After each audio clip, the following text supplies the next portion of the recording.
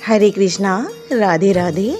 हम सभी साधक हनुमान जी की आत्मकथा श्रवण कर रहे हैं। भाग 13 गतांग से आगे। भरत भैया, 100 योजन सागर पार छलांग लगाने के लिए कोई सुदृढ़ आधार तो चाहिए ना। पर मेरे साथ एक दिक्कत हो रही थी। मैं जिस पहाड़ पर अपने पैर रख रहा था वो पहाड़ ही भरभरा कर गिर रहे थे। मैंने बहुत पर्वतों में अपने पैर जमा के देख लिए, पर सारे के सारे पर्वत धंस जाते थे सागर में ही। मेरी समझ में नहीं आ रहा था कि मैं करूं क्या।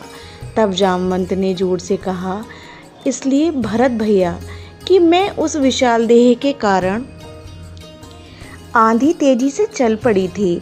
जामवंत की आवाज़ मुझ तक पहुंची, अपने शरीर को कुछ कम कीजिए पवनसुत। हाँ, तब मैंने संकल्प शक्ति से अपने शरीर को कुछ कम किया था। एक पर्वत था, मंदराचल पर्वत, समुद्र में। मैं उस पर चढ़ गया, पर ये क्या, मेरे चढ़ते ही मेरे भार को वह विशाल मंदराचल भी सह नहीं पा रहा था। वो समुद्र में धंसने लगा।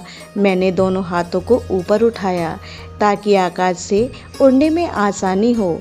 मंदराचल पर्वत धंस रहा था। मैंने आंखें बंद की और प्रभु श्री राम को याद किया। मेरे हृदय में विराजमान प्रभु श्री राम भद्र ने मुझे आशीर्वाद दिया। मैंने मन ही मन कहा, आपका मैं वाण हूँ, आपको किंचित भी अहंकार नहीं आया। इतना कठिन कार्य आपसे ही संभव हो रहा था, फिर भी आपको अहंकार नहीं, ये कैसे संभव हो गया? भरत जी ने हनुमान जी से पूछा। हनुमान जी ने हंसते हुए कहा, धनुष से बाण छूटता है और वह बाण दुष्कर कार्य करके आ जाए तो क्या बाण को अभिमान होता है? भरत भैया, बाण को क्यों अभिमान होना चाहिए? अभिमान हो तो बाण को धनुष में रखकर चलाने वाले को हो तो हो। भरत भैया, मैं तो रघुवीर का बाण हूँ, उन्होंने ही मुझे चलाया है, इससे मेरे अहंकार का कोई अर्थ ही नहीं है। हनुमान जी ने भरत जी से कहा। हनुमान जी, मंदराचल पर्वत डूब रहा है, छलांग लगाइए, अंगद ने चिल्लाकर कहा। मैंने नीचे देखा, मंदराचल धंस चुका था समुद्र में। मैंने जोर से पुकारा, श्री राम जय जय राम, और मैं कूद गया। जब मैं कूदा था, मेरा वेग इतना तीव्र था कि जड़ के सहित वृक्ष उखड़ रहे थे। नहीं भरत भैया, उखड़ ही नहीं रहे थे, वो भी मेरे पीछे कुछ दूरी पर उड़ते थे, फिर समुद्र में जाकर गिर रहे थे। अरे वृक्ष ही क्या, बड़ी बड़ी चट्टानें भी उड़कर समुद्र में गिर रही थीं भरत भैया। मैंने एक बार अपने पीछे मुड़कर देखा था तो तूफान उठा हुआ था मेरे पीछे। तो हनुमान जी सहजता में बोल रहे थे, भरत भैया, जब मैं लंका से लौटकर आया ना, तब बानरों ने मुझे दिखाया था कि मेरे उड़ने के कारण, मेरे उड़ने की तीव्रता के कारण जंगल के जंगल, उस जंगल में रहने वाले बड़े बड़े हिंसक प्राणी भी समुद्र में गिर गए थे। भरत भैया, जामवंत ने हिसाब लगाया था, सबसे तेज गति होती है वायु की, पर वायु से भी तेज गति होती है प्रकाश की, पर प्रकाश से भी तेज गति होती है मन की, पर मन से भी तेज गति होती है भगवान नारायण के वाहन गरुड़ की। पर जामवंत ने मुझे लौटाने पर कहा था, गरुड़ से भी तेज गति थी हे पवनसुत आपकी। मैं आकाश में उड़ गया था, पर ये क्या, सागर से एक गंभीर आवाज़ मुझे सुनाई दी, हे रामदूत, हे पवन पुत्र, हे अंजनी नंदन, हमारा स्वागत सत्कार स्वीकार करो।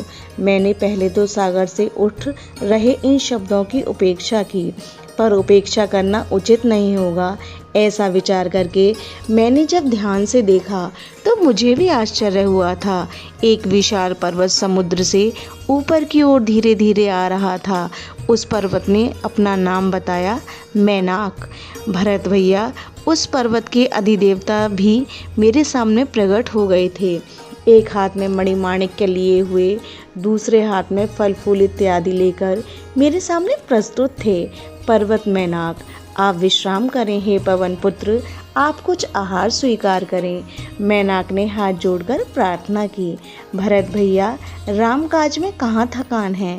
मैंने मैनाक पर्वत को कहा, भी राम के कार्य को जब तक मैं पूरा नहीं करूँगा तब तक मैं विश्राम कैसे करूं? सावधान था मैं भरत भैया। मैंने मना तो कर दिया पर्वत के इतने बड़े वैभव को, पर अब मेरे मन में अहंकार आ सकता है, और ये अहंकार है कि मैंने त्यागा। मैंने मना कर दिया। कितने मणिमाणिक्य थे उस मैनाक पर्वत के पास, पर मैंने त्याग दिया। भरत भैया, अहंकार बहुत सूक्ष्म है। मैं सावधान हुआ और मैंने तुरंत अपना दाहिना हाथ मैनाक पर्वत के ऊपर रखकर आगे के लिए बढ़ गया था। मैंने आगे बढ़ते हुए हाथ जोड़कर प्रणाम भी किया था मैनाक पर्वत को। तभी समुद्र में से नाना प्रकार के रत्न प्रकट होने लगे थे। आकाश से नन्ही नन्ही बूंदें पड़ने लगी थीं। मेरी तीव्र गति के कारण पुष्पों के वृक्ष उड़ते हुए मेरे ऊपर ही आकर बरस रहे थे। मानो ऐसा लग रहा था जैसे प्रकृति ही मेरे स्वागत को इच्छुक है। हा हा हा, कौन है तू? मैं तुझे छोड़ूंगी नहीं। बोल, कौन है तू? बहुत दिनों के बाद आज मुझे आहार मिला है, मैं तुझे खाऊंगी। सुरसा ये नागों की माता है। हनुमान जी ने हाथ जोड़कर प्रणाम किया और बड़े प्रेम से कहा, माते, मुझे अभी जाने दो, मैं प्रभु श्री राम का कार्य करने जा रहा हूँ। बस राम काज करके मैं लौट आऊँगा, फिर आपको मुझे खाना हो खा लें। सुरसा सोच में पड़ गई। फिर बोली, ए बंदर, तुझे क्या पता नहीं है, मैं सर्पों की माता हूँ। भूख लगती है मुझे तो मैं अपने बच्चों को भी नहीं छोड़ती, फिर तुझे कैसे छोड़ दूँ?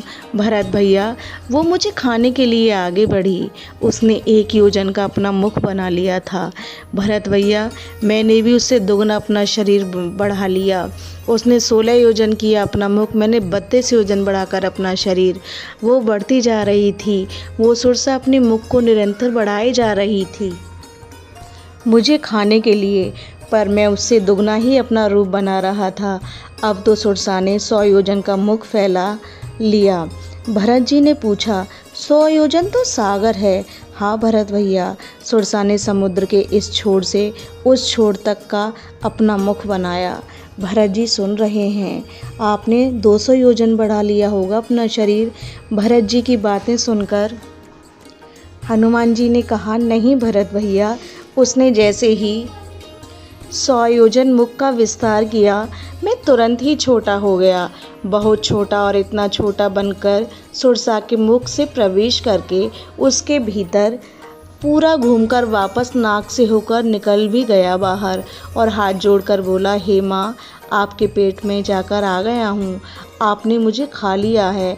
अब बताइए आप क्या चाहती हैं? हे पवन सुत, मैं बहुत प्रसन्न हूँ तुमसे। जाओ वत्स, राम कार्य में सफल रहो, जाओ। इतना कहते हुए सुरसा ने मुझे शुभ कामना दी और मैं आगे की ओर बढ़ गया। भरत भैया, कभी कभी कोई काम बड़े बनने से नहीं होते, वहाँ छोटा बनना ही पड़ेगा। हर जगह में संघर्ष से काम नहीं चलता, कहीं कहीं नम्रता आवश्यक है। हाँ हनुमान जी, इस बात को आपसे ज़्यादा और कौन जान सकता है। इतने बड़े पराक्रमी होकर भी, महावीर होकर भी आप में कितनी सहजता और सरलता है। नम्रता विनम्रता की साक्षात मूर्ति हैं आप तो। भरत जी ने हनुमान जी से कहा। साष्टांग प्रणाम कर रहे थे हनुमान जी भरत जी को। और क्या सुंदर दृश्य था उस अवध के उपवन का। भरत जी हनुमान जी को प्रणाम कर रहे हैं। हरे कृष्णा, राधे राधे।